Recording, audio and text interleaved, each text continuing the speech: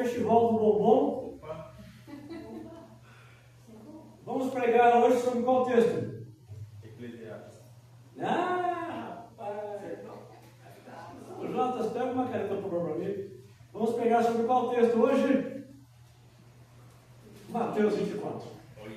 Voltei para Mateus. Voltei para Mateus.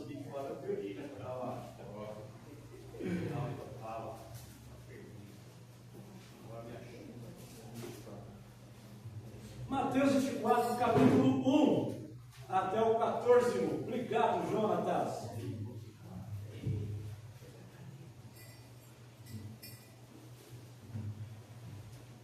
Quem achou, diga amém. Quem não achou, diga misericórdia. Amém. Amém. Muito bem, vamos lá então. Mateus 24, do versículo 1 até o 14.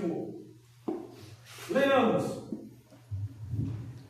Jesus saiu do templo e, enquanto caminhava, seus discípulos aproximaram-se dele para lhe mostrar as construções do templo.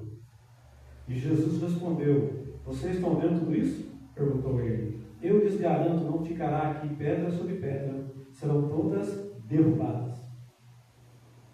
Tendo Jesus se assentado no Monte das Oliveiras, os discípulos disseram a ele, dirigindo-se a ele em particular, e disseram: Dize-nos quando acontecerão essas coisas, e qual será o sinal da tua vinda e dos fins dos tempos? Jesus respondeu: Cuidado, que ninguém os engane, pois muitos virão em meu nome, dizendo: Eu sou o Cristo, e enganarão a muitos. Vocês ouvirão falar de guerras e rumores de guerra, mas não tenham medo. É necessário que tais coisas aconteçam, mas ainda não é o fim. Nação se levantará contra nação e reino contra reino. Haverá fomes e terremotos em vários lugares. Tudo isso é só o começo. Então eles vão entregar vocês para serem perseguidos, condenados à morte, e vocês serão odiados por todas as nações, por minha causa. Naquele tempo muitos ficarão escandalizados, trairão, odiarão uns aos outros, e numerosos falsos profetas surgirão e enganarão a muitos. Devido ao aumento da maldade, o amor de muito vai se esfriar. Mas aquele que perseverar até o fim será salvo. E este evangelho do reino será pregado em todo o mundo como testemunho a todas as nações. Então virá o fim. Amém?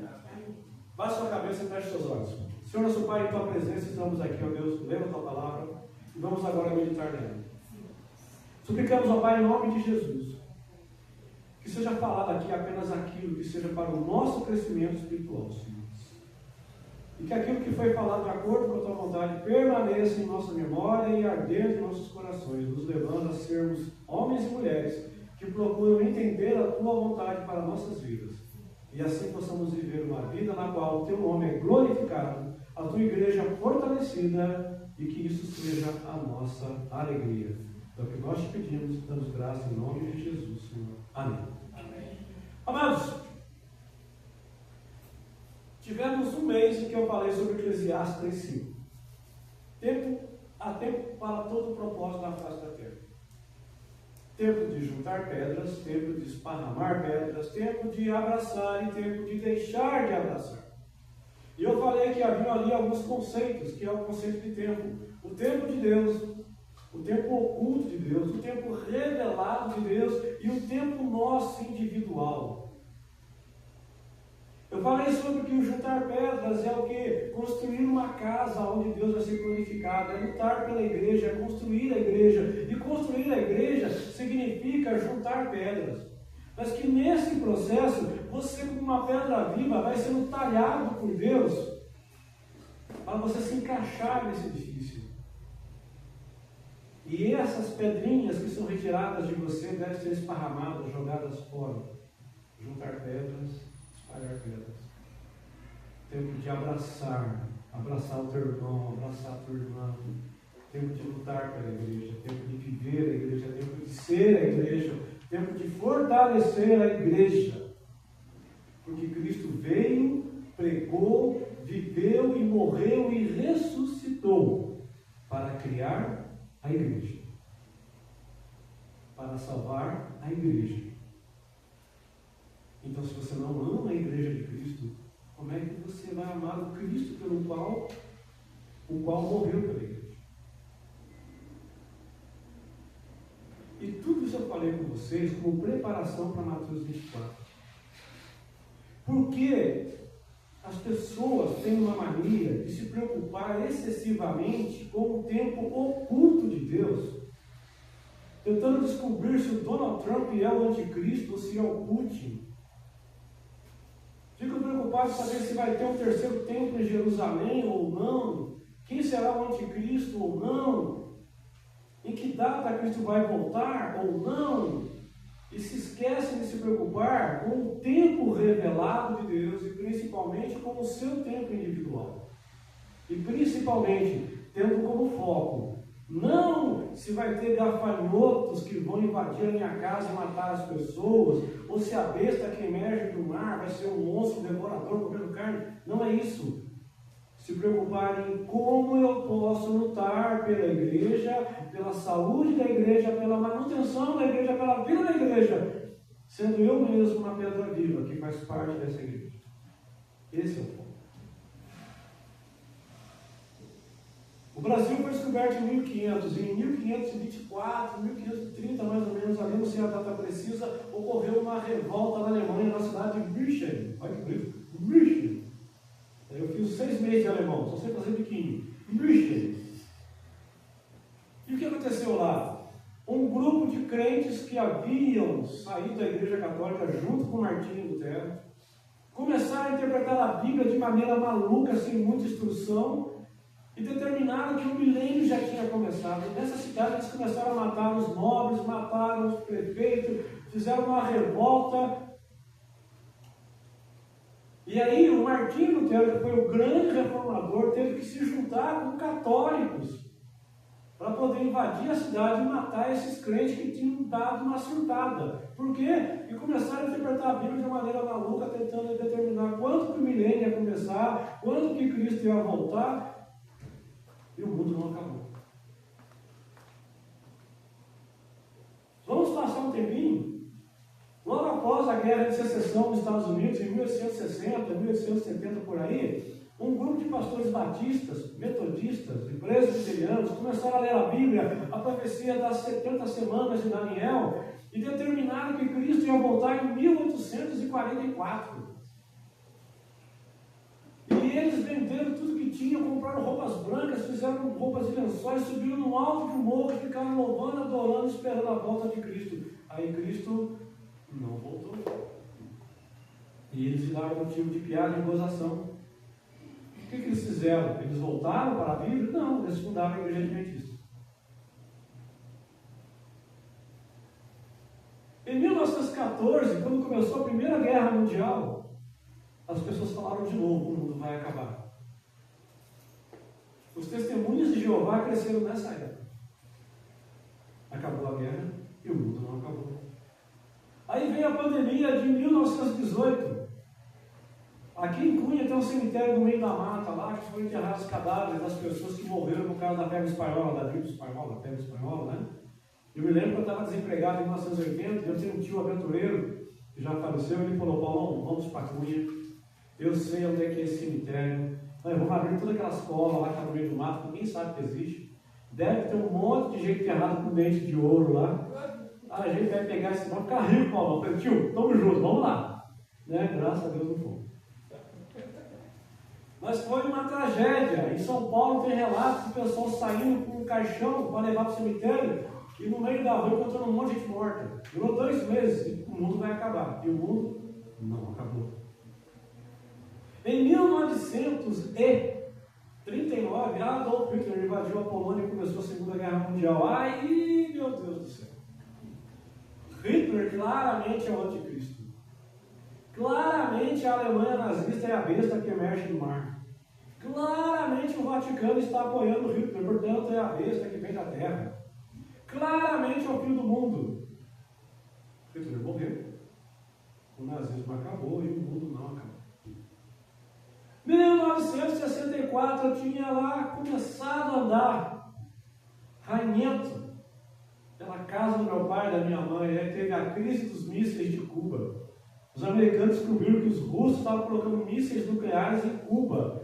Aí os americanos cercaram Cuba e o mundo falou, vai começar a Terceira Guerra Mundial, agora o mundo vai acabar. E o mundo não acabou. 1973, crise do petróleo, teve a guerra do Yom Kippur, era uma guerra que todo mundo falou, vai durar 10 anos, durou 6 dias.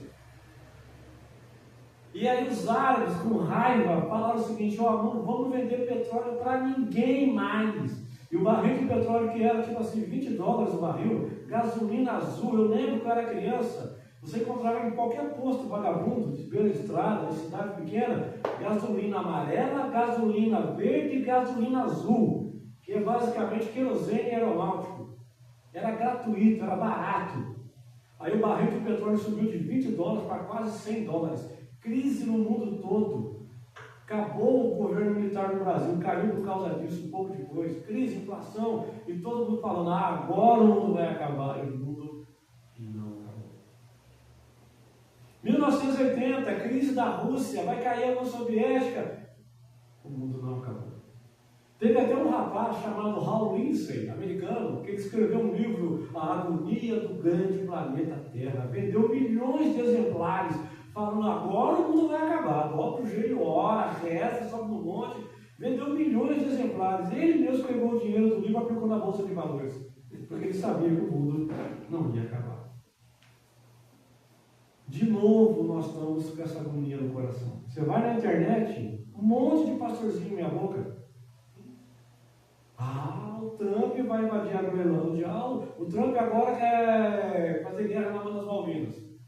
Saiu hoje no jornal. Ele está indo contra a Inglaterra, dizendo que as Ilhas Malvinas pertencem ao Milley. Já vai arrumar confusão em outro lugar. Que homem é doido. Aí fica, o mundo vai acabar. Agora a Terceira Guerra Mundial. Será? Eu estou citando essas histórias para vocês porque você vê nitidamente que há um foco aqui das pessoas em procurarem olhar para a Bíblia e tentar descobrir quem será que é o anticristo. Quando será que começa a contagem final? Quando é que termina as 70 semanas de Daniel? Será que vai ter um terceiro tempo? Eles focam nesse tempo oculto de Deus, tentando descobrir o que o próprio Deus já falou em Atos 1, 27. Não vão saber, porque isso aí pertence a Deus. Em Atos 1, 27, o discípulo vira para Jesus e fala, Senhor, será nesse tempo que tu vai restaurar a Israel o seu trono? Ele fala, Felipe, não compete a vós saber quais são as eras e as datas determinadas pelo Pai para o seu próprio conhecimento. Mas tem coisas que Deus revela e é nisso que nós temos que nos concentrar. E a gente fica olhando para o nada, tentando descobrir pelo e ovo. E faz um monte de besteira em função disso. O que existe aqui em Mateus 24, versículo 1 ao 14, que serve para nós? A primeira coisa que você tem que ter em mente, meu querido irmão, é que Jesus está falando aqui, respondendo duas perguntas diferentes. Os discípulos falam, Senhor, será nesse tempo que o Senhor vai? É nesse tempo que vai destruir o templo, né? Vamos relembrar o que está acontecendo. Os discípulos, Jesus teve uma série de discussões dentro do templo ao longo da semana. Estamos aqui praticamente na quarta-feira da Semana da Paixão. Jesus está saindo do templo, porque ele teve uma última discussão lá com os líderes.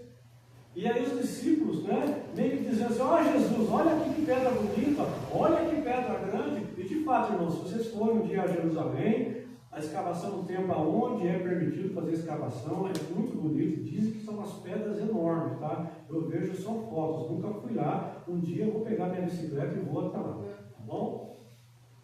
E de avião vai ficar difícil o preço. O duro se a Sueli vai querer ir comigo. Né? Eu acho que não, mas tudo bem. São pedras enormes, gigantescas. Então os discípulos, com orgulho nacional, Jesus, olha que maravilha essas pedras, olha que coisa incrível. E Jesus fala assim, como quem diz, qual é, meu irmão? Você está vendo isso aqui? Não vai ficar pedra sobre pedra, dá licença. Tem coisa mais importante para fazer. Aí os discípulos ficam, uau. Então vamos lá, aqui em Taubaté você tem o Morro de São Pedro, lá que tem o Cruzeiro, como chama? Porco Rabo, né? Cristo. Então, o Morro do Getsemane, ou o Morro das Oliveiras, ele é basicamente como aquele morro lá, ele fica de frente para o templo. Então Então Jesus sobe lá e senta lá para ficar quieto. É lá um lugar, é um jardim, é um lugar onde ele ora, onde muita gente vai orar. E de lá ele tem uma visão panorâmica de Jerusalém. Então de lá ele está vendo aqui, né, a catedral Nossa Senhora Teresinha, Nossa não, Pires, Santa Teresinha, Pires, né? Está vendo lá a Dona Babilônia, ele está vendo isso aí, está vendo o tempo. Aí os discípulos chegam e falam: Senhor, diz para nós quando é que vai acontecer essas coisas e quando será a tua vinda. Porque na cabeça deles, eles estão achando o seguinte: quando Jesus destruiu o templo, é porque a vinda de Jesus está perto. Então são duas perguntas que eles acham que é uma só, mas não é. Jesus, além de responder duas perguntas, ele está falando para dois tipos de pessoas diferentes. Ele está falando para os discípulos e para aqueles que não seguem a Jesus, os outros. E Jesus está falando de duas regiões diferentes. Ele está falando de Jerusalém, de Israel, e está falando do resto do mundo. Como é que separa isso, pastor? É mistério de Deus. A gente navega nesse negócio nebuloso, a gente sabe que alguns versículos se referem a um assunto e outros versículos a outro. Mas detalhes, meu irmão, só o Senhor sabe. E o que tem aqui de interessante para nós aqui? Presta atenção, do versículo 1 ao 6 é a introdução, que eu já falei, a conversa de Jesus com os discípulos. Do versículo 7 ao 14 é o que está acontecendo. O restante a gente aborda semana que vem. Mas o que eu quero que você entenda aqui? Versículo 6, parte B. Vamos ler lá? Versículo 6, parte B. Vocês ouvirão falar de guerras e rumores de guerras, mas não tenham medo. Parte B agora. É necessário que tais coisas aconteçam, mas ainda não é o fim.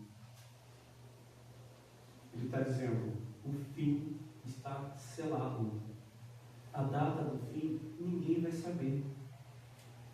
E você não vai ter como saber quando esse fim vai chegar. Você tem que estar preparado. Por que Jesus está falando isso aí?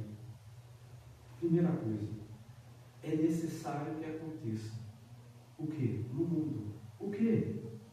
Guerras e rumores de guerras.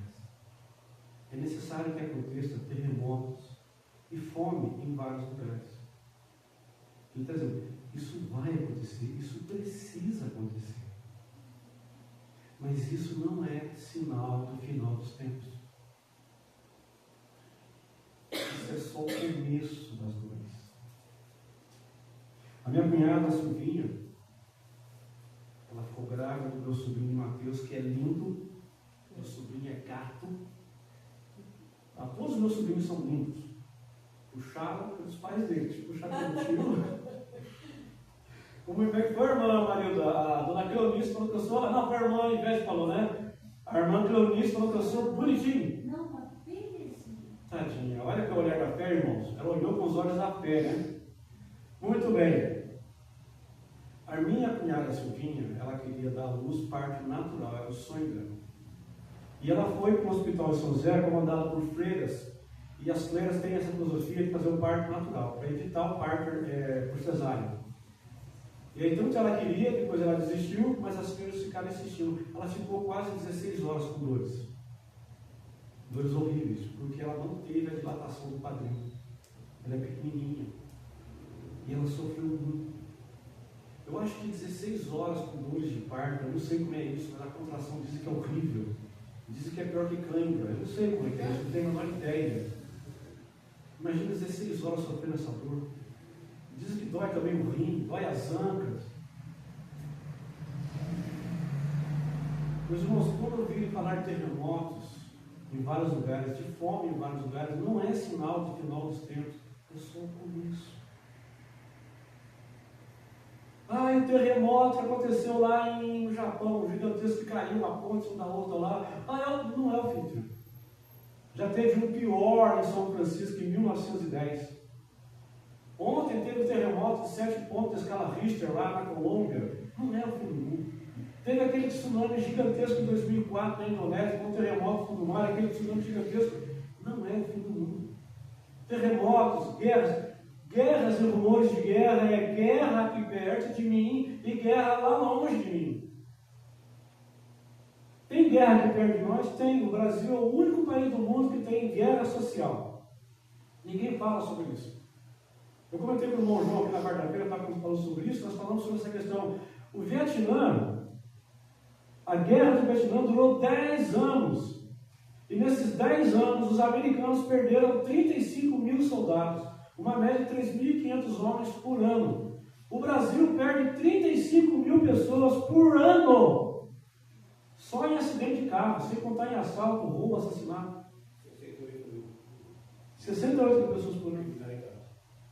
Ou seja, nós já vivemos no estado de guerra. Você não anda em alguns lugares à noite.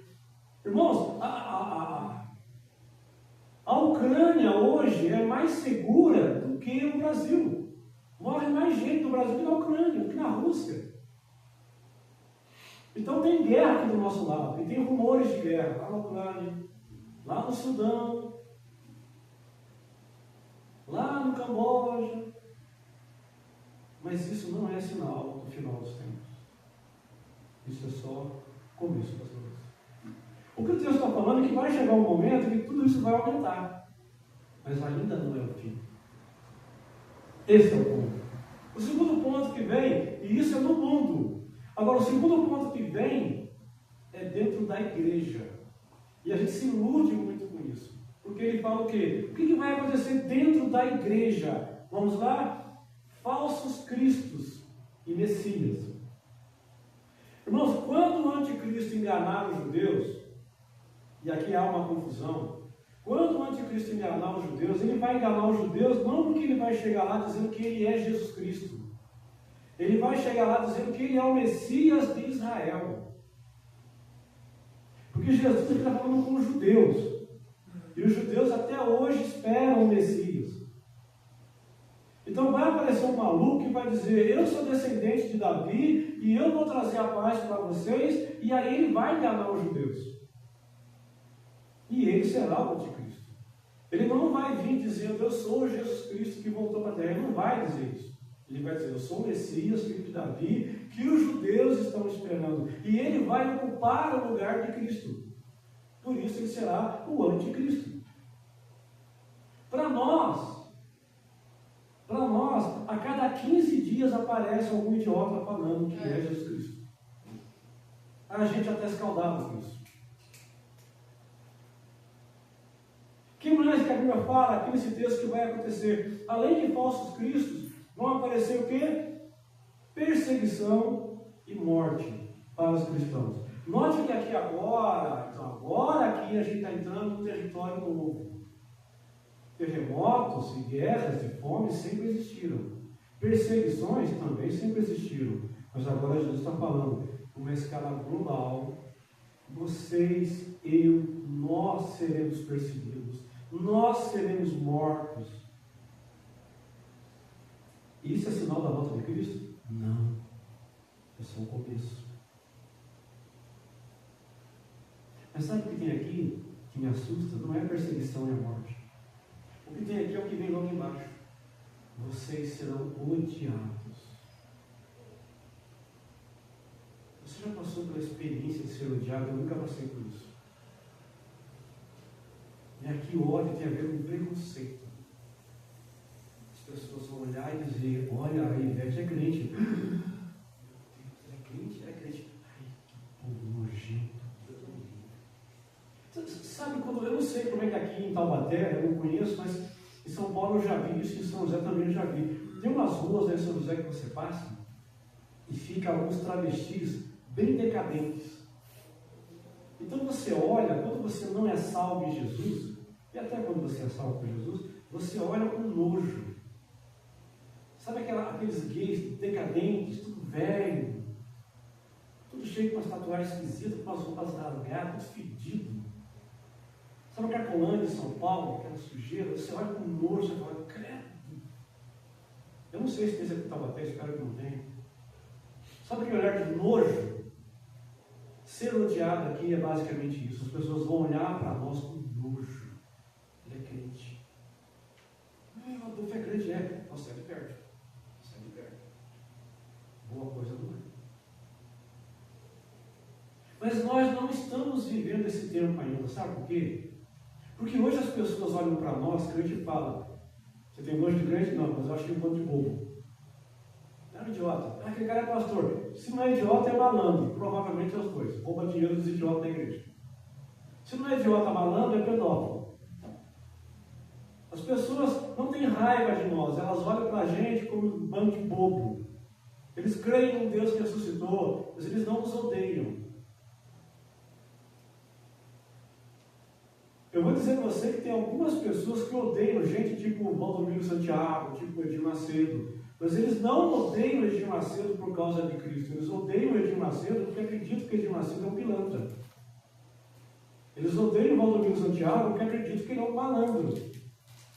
E talvez um dia eles possam olhar para mim com raiva. Aí ele é pastor, aí ele deve roubar dinheiro da coitada da Ivete, ele deve roubar dinheiro do coitado da irmã Ângela.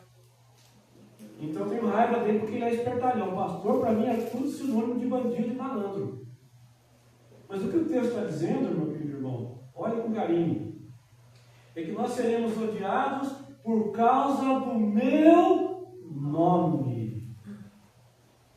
Não chegou esse momento para nós ainda, mas já começou.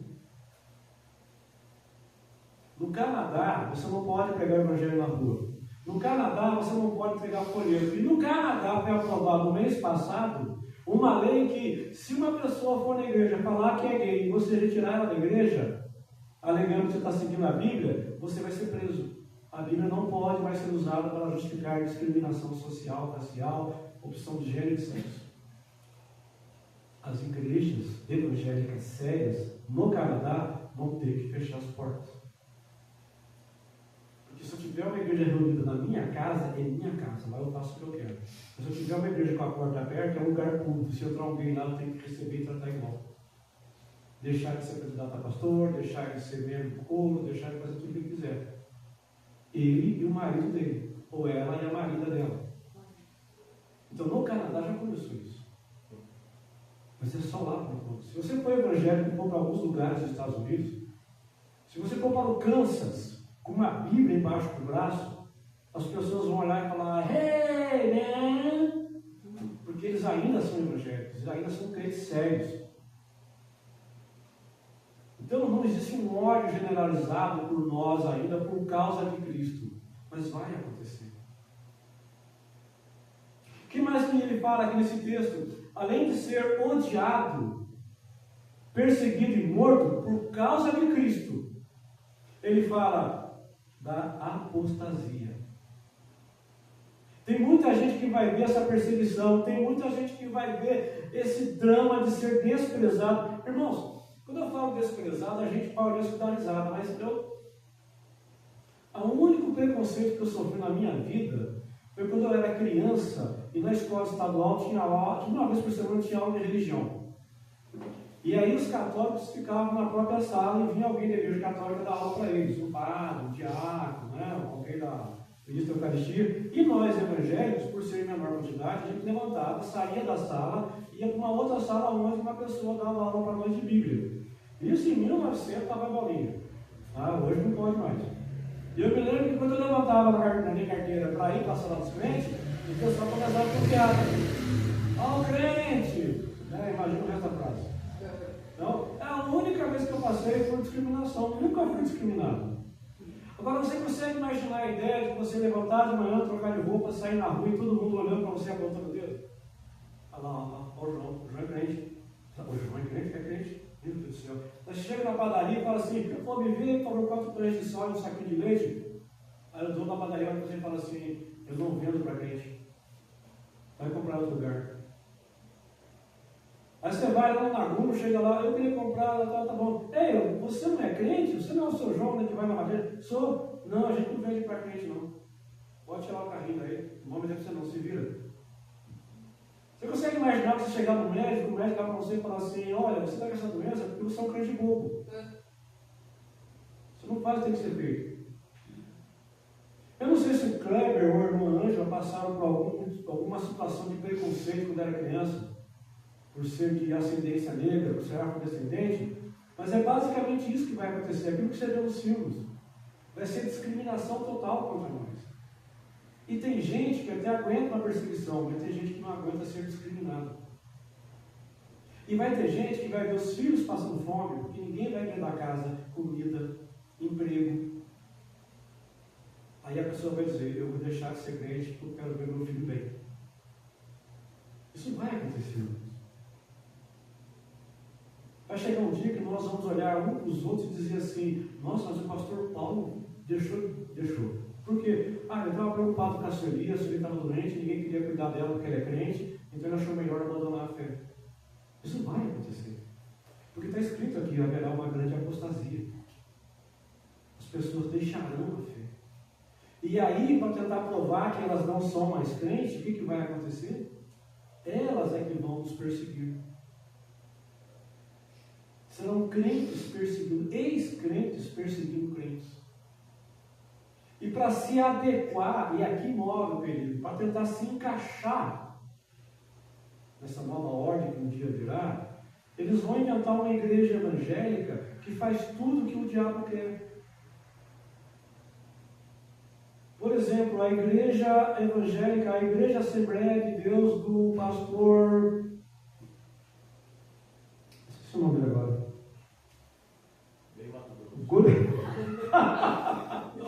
Esse é bom. Igreja Assembleia de Deus do Ministério Bethesda, do pastor Godinho. Há 5 anos atrás ele veio a público e falou, a minha igreja a partir de hoje é uma igreja inclusiva. Quem for homossexual de qualquer linha pode fazer parte da igreja. O Estadão foi lá bater palma, fez reportagem com ele. A Folha de São Paulo foi lá bater palma. Isso é um pastor moderno, isso é um cara legal. Caio Fábio, pastor evangélico presbiteriano, não é mais. Mas o que ele falou? Olha, a Bíblia não é a palavra de Deus. A Bíblia tem alguma coisa que lembra a Deus. E você pode fazer o que quiser na sua vida. O que importa é que você seja um cara que seja amoroso. Pastor René Kivitz, Batista, da Água Branca. Não está mais na convenção, foi desligado. O Kivitz falou o quê? A Xuxa está certa, a Bíblia precisa ser atualizada. A Bíblia está ultrapassada. São esses crentes que vão virar e falar assim, aquele bando lá na Maranata é um bando de bobo, um bando de caipira fundamentalista, eles são os perigos, tem que prender eles. Então muita gente vendo isso vai acabar desanimando. O que fala o texto aqui? E por se multiplicar a iniquidade, o amor de muitos vai se esfriar. Então basicamente, meu querido irmão, você tem no mundo guerras, fomes e terremotos, mas não é o fim. Não é sinal da volta de Cristo. É só o sinal de que está começando as dores do parto.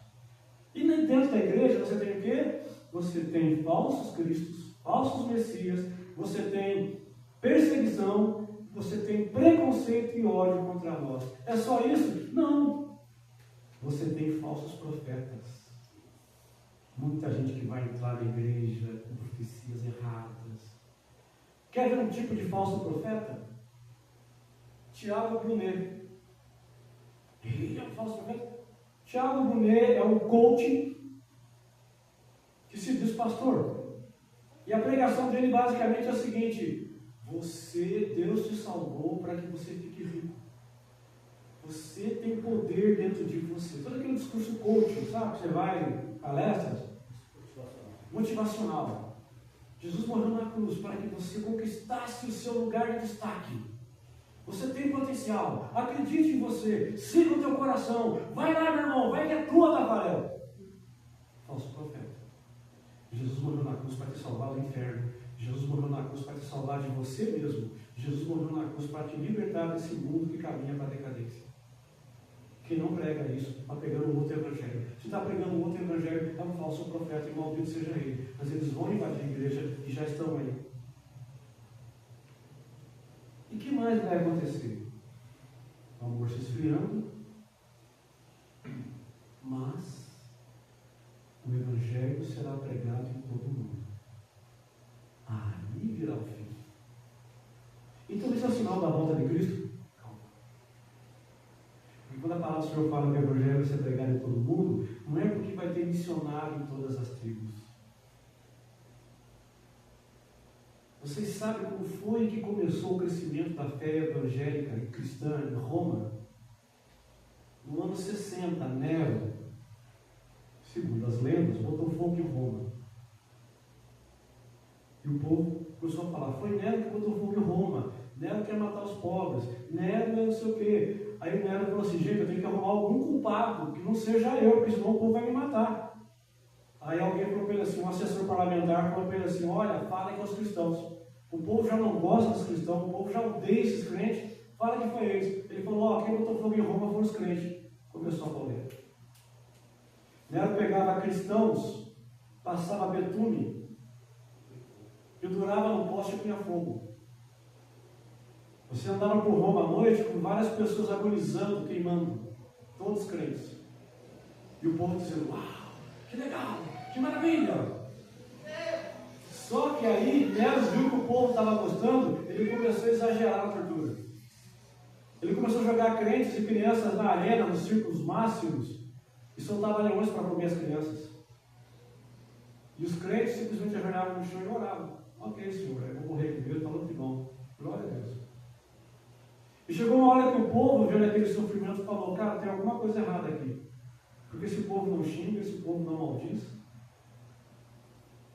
Então, o martírio dos crentes, a convicção com a qual eles morriam sem medo, o destemor deles em ir diante da morte, começou a impactar o coração dos romanos.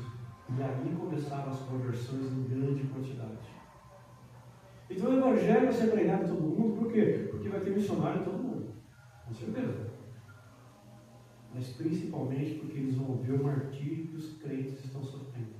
E aí eles vão dizer, ei, tem algo errado aqui. Estão matando gente honesta. Estão matando gente correta. Estão matando gente justa. E quando o mundo todo fica sabendo dessa notícia, vocês souberam ontem à noite? Trump sofreu um atentado. Todo mundo soube? O mundo todo ficou sabendo em menos de 24 horas. Ontem à noite mesmo, o mundo todo tinha um vídeo dos seguranças pulando em cima do Trump, carregando para lá e para cá. Então o evangelho vai ser pregado no mundo todo, talvez não porque vai chegar missionário em toda a tribo. Né? No Amazonas, nossa, aqui tem pelo menos 120 ou 200 tribos que não têm contato com nós, seres civilizados, entre aspas.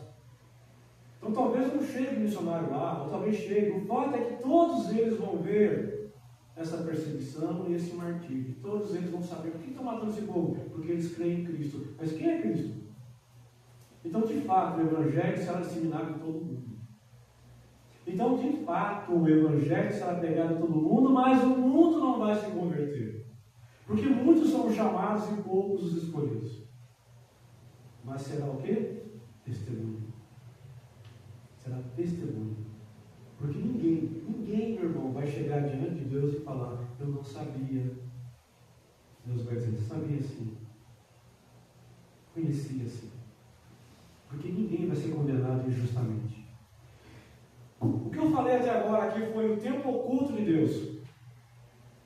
Não é o fim.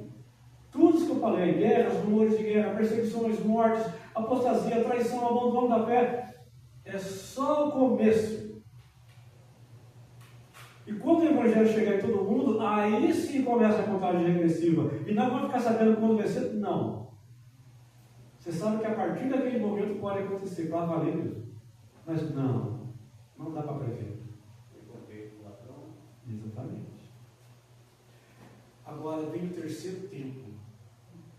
Agora é que é o importante. Agora é que é o chique. O que é o terceiro tempo? É o tempo teu, é o teu tempo. Como que nós temos que nos portar no meio dessa bagunça toda? A primeira instrução que Deus passa para nós. Versículo 4, leia lá. Jesus respondeu, cuidado, que ninguém nos engane.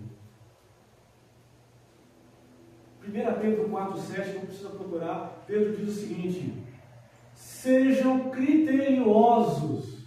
O que é ser criterioso? Tenha um critério. Como que eu sei que o irmão Adolfo é um homem honesto? Tem um critério. Ele pega o dinheiro e devolve. Ele entra na hora do trabalho, ele sai na hora. Tem maneiras de eu medir o grau de honestidade do irmão Adolfo. Como que eu sei que o irmão Luiz é um grande advogado? Porque ele ganhou uma quantidade de processos, porque ele resolveu uma quantidade de situações específicas. Como que eu sei que a irmã Aline é uma ótima pedicure? Porque ela arrancou a micose da unha do pastor Paulo. Tem critérios para você avaliar. E o que Pedro está dizendo aqui é: sejam criteriosos. Meu irmão, você tem ideia de quanta igreja pequenininha nomeia gente para ser pastor, presbítero, diácono, sem usar a Bíblia como base? Ah, ele é legal, ele prega bem, ele é bonito, ele é empresário. Vamos pôr para pastor. Vamos pôr para diácono.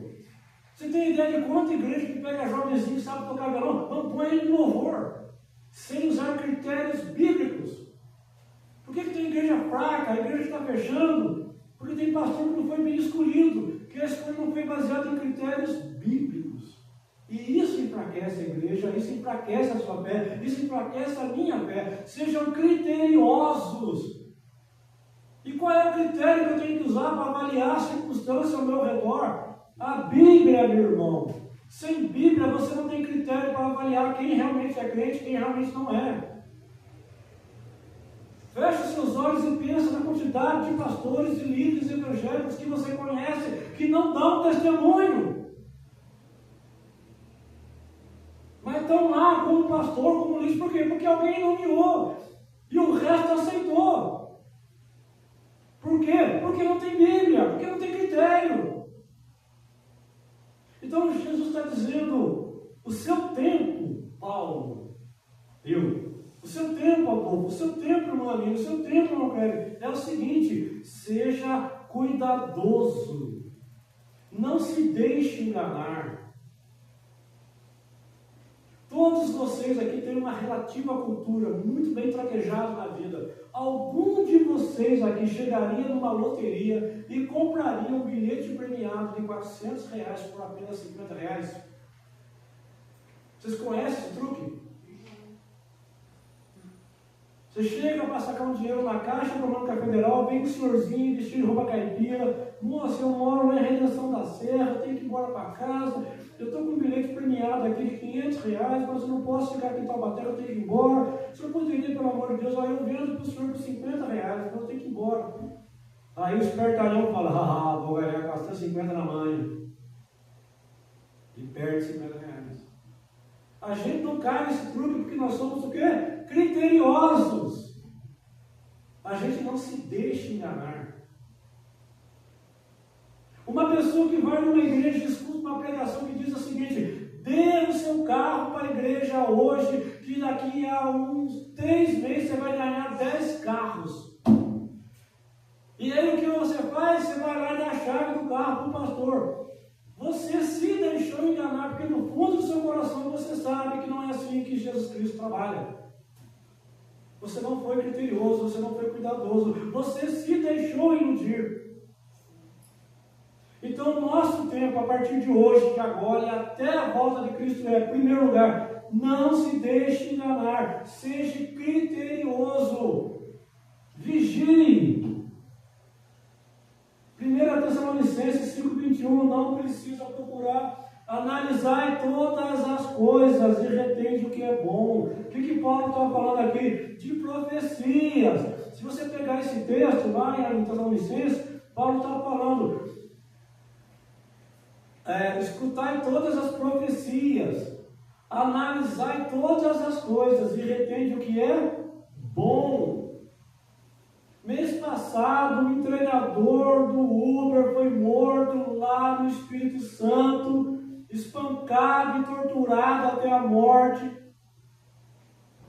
porque uma irmãzinha da igreja chegou para a irmã desse rapaz e falou: eu tive uma revelação de Deus que o seu irmão abusou da sua filha.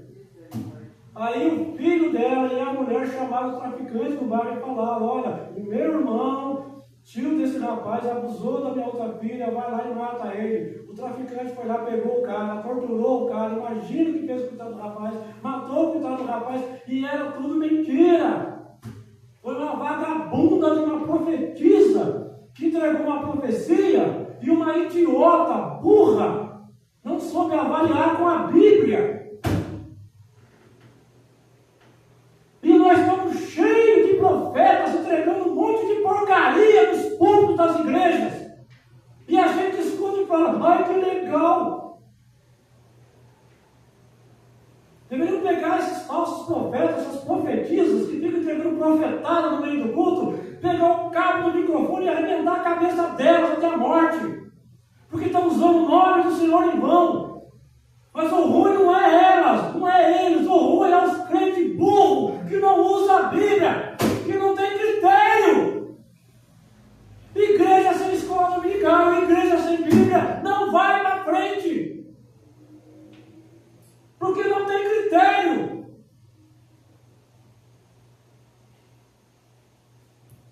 Versículo 6, qual é a segunda coisa que Jesus fala para eles? Versículo 6. Vocês ouvirão falar de guerras e rumores de guerra, mas não tenham medo. Não tenham medo. Não tenha medo. O que é que Deus falou para Josué lá em Josué? Tu, porém, ser forte e não te desanimes, porque eu sou contigo. O que é que Jesus fala em Mateus? Não temais aqueles que podem matar o corpo, mas não podem matar a alma. Antes, tenham medo daquele que pode jogar no inferno tanto o corpo quanto a alma. Jesus está dizendo, não tenha medo. Quando essas coisas começarem a acontecer, você sabe, ok, está perto o tempo do meu livramento. Está tudo bem. Não é para ter medo. É para ter critério. É para ter coragem. A terceira coisa que Jesus fala, voltando, é o versículo 10. Vamos lá. Naquele tempo, muitos ficarão escandalizados. Trairão e odiarão uns aos outros.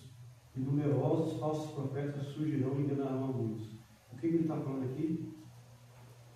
Não tropece. Quando fala que muitos ficaram escandalizados, já falei para vocês que a palavra escandalizar, a origem dela é pedra que faz você tropeçar. Isso é escandalizar. É alguém que você que desvia da fé, porque viu uma situação na qual ela tropeçou. Aí chamamos isso de escândalo. Jesus está dizendo, não se escandalize. Por quê? Porque eu já estou dizendo para vocês, lá em Mateus 24, capítulo, versículo 25, ele fala de novo. Olha, eu já estou prevendo, já estou predizendo para vocês o que vai acontecer. Portanto, quando acontecer, não se escandalize, ou seja, não desvie da tua fé, porque o pastor Paulo virou gay, ou porque o pastor Paulo virou maçom, ou porque o pastor Paulo virou petista, meu Deus do céu, ou porque o pastor Paulo será o quê? Voltou para a igreja católica. Não se desvie da fé por causa de outras pessoas, porque eu já estou avisando antecipadamente. Escândalos hão de vir. Ai daquele por meio de quem vem escândalo.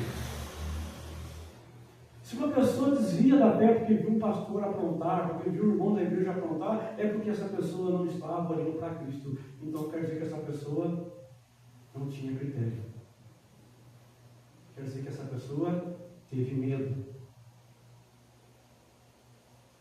Não desvie quando essas coisas começarem a acontecer.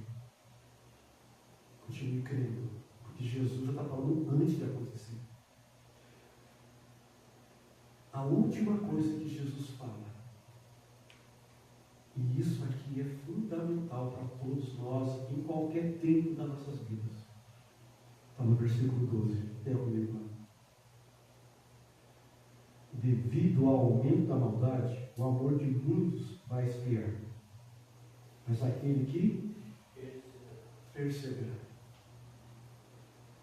Meu irmão, tem centenas de versículos só no Novo Testamento dizendo para nós: aquele que perseverar até o fim será salvo. Paulo em Romanos 5,34 fala: porque a tribulação e o sofrimento produzem perseverança, e a perseverança produz esperança. Então aqui você tem uma nova maneira de encarar o sofrimento que você enfrenta e que eu enfrento. Deus permite que o sofrimento venha, para que você desenvolva o dom da capacidade de permanecer firme apesar das dificuldades. Deus permite que a luta venha para você, para criar em você um espírito inabalável, que não vai desanimar quando estiver chegando a desgraça maior. Encare cada dificuldade da sua vida como um treinamento que Deus está te dando para te preparar para enfrentar a grande luta. Para que você, quando enfrentar a grande luta, não desanime, mas você persevere. Então, o tempo oculto de Deus ainda não é o fim.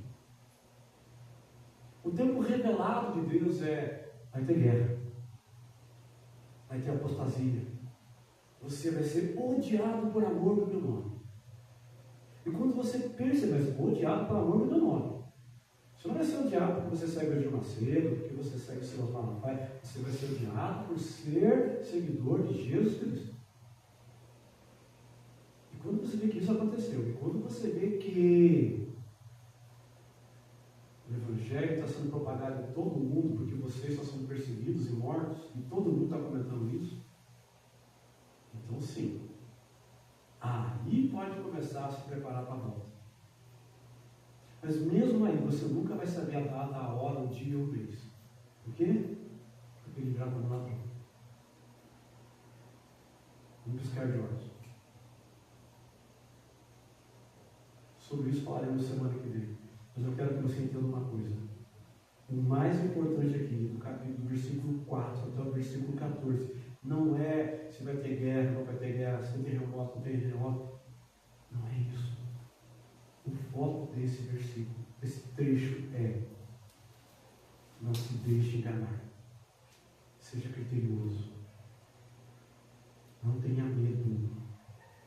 1000 cairão à tua esquerda e 10.000 à tua direita, mas você não vai ser atingido. Amém. Não tenha medo que você chegue diante da morte, continue crendo. Porque a morte do corpo é um momento, a morte da alma é uma eternidade no inferno. Então não tenha medo. Não se escandalize, não desvie da sua fé, não importa o que aconteça, continue crendo. Não deixe o seu amor esfriar. E tropeçar também é deixar de amar.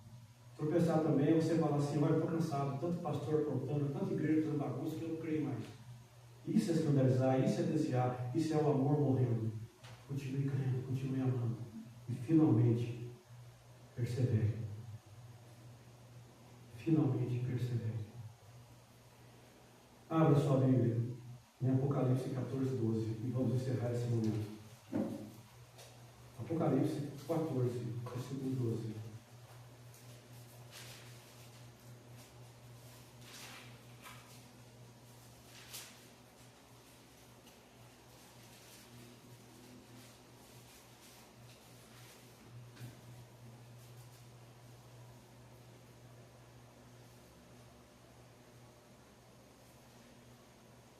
Aqui está a perseverança dos santos, que obedecem aos mandamentos de Deus e permanecem fiéis a Jesus. O que é isso? É quando o apóstolo João olha e vê aquela multidão dos salvos. Foram os que perseveraram. Foram os que perseveraram. Que obedeceram aos mandamentos de Deus e seguiram as palavras de Jesus. Se esse capítulo 24 de Mateus tem algo a dizer para nós, persevere. Amém. Persevere. Persevere. Amém? Amém. Feche seus olhos, abraça a cabeça e falamos com Deus, nosso Pai. Senhor, nosso Pai, em tua presença santa, damos-te graça por esse momento, Senhor, e encerramos esse culto. E suplicamos a Ti, ó Deus, em nome de Jesus, que tudo aquilo que foi falado aqui, Deus, se foi de acordo com a tua vontade, Pai, que permaneça queimando em nossos corações. Mas se algo foi falado aqui, Deus, é apenas conhecimento de homens, que seja levado embora da nossa memória, Senhor. Para que nós permanecemos na verdade, na centralidade da tua palavra, da fé verdadeira que foi entregue aos santos. Para que nós cresçamos, ó Deus, para a tua honra e para a tua glória. Para que o nosso viver glorifique o teu nome. E para que nós possamos descobrir a tua vontade para as nossas vidas. De tal modo, Deus, que que possamos experimentar a sua boa, perfeita e agradável vontade. É isso que nós te pedimos, Pai, que isso seja a nossa alegria. É isso que nós te pedimos. E por isso nós te damos graças e te louvamos em nome de Jesus, Senhor. Amém. Amém. Amados, eu não dei aviso no começo do culto, né? Vou dar um aviso rápido aqui. Ontem tivemos a reunião dos pastores aqui na igreja. Foi